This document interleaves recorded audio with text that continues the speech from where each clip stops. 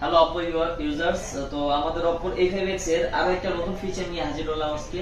সেই ফিচারটা হচ্ছে outdoor mode. যারা ট্রাভেল করেন অথবা যারা অফিসের কাজে বাইরে যাতায়াত করেন বা দৌড়াদৌড়ির মধ্যে থাকেন, তাদের জন্য আমাদের এই আউটডোর মোডটা দেয়া। আউটডোর মোডের মধ্যে কি পাচ্ছেন আমি আপনাকে একটু দেখি, কাছে চলে আসেন।